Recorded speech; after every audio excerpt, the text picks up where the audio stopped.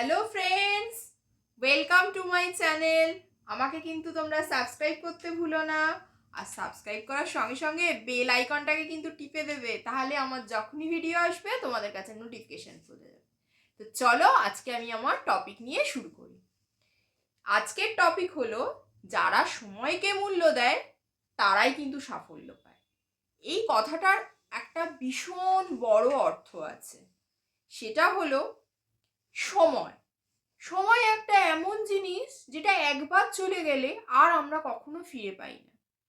তার মানে হচ্ছে অতীতকে কিন্তু আমরা আর কখনো ফিরে পাবো না, অতীতে ফিরে যেতে পারবো না।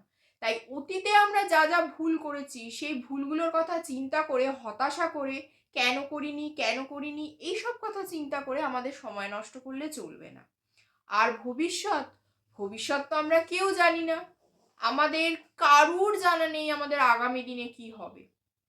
তাই আমাদের হাতের মুঠোয় একমাত্র আছে আমাদের বর্তমানটা।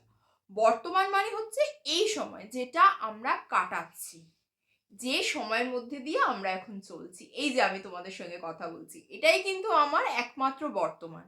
এক মুহূর্ত পরে কি হবে আমরা কেউ জানি না।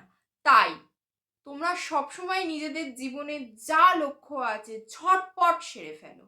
কাল করব, পরশু করব, এই চিন্তা করে কিন্তু ঘুমিয়ে থেকো না বন্ধুরা, তাহলে কিন্তু নিজেরাই লুজার হবে। সব সময় সময়টাকে কাজে লাগাও।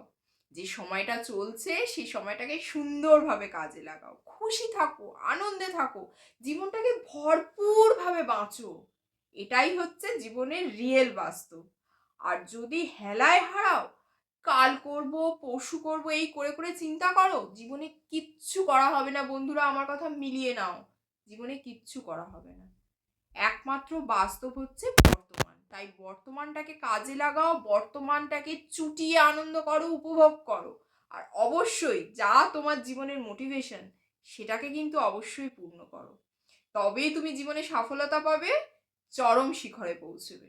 আমি ঠিক বললাম না ভুল বললাম, তোমরা কিন্তু কমেন্ট বক্সে মতামতটা জানাবে বন্ধুরা। ঠিক আছে, নেক্সট ভিডিওতে দেখা হবে তোমাদের সঙ্গে। আর আমার ভিডিও তোমার কেমন লাগছে সেটা জানাতে কিন্তু কমেন্ট বক্সে অবশ্যই ভুলো না। অপেক্ষায় থাকলাম। চলো আজকের জন্য টাটা।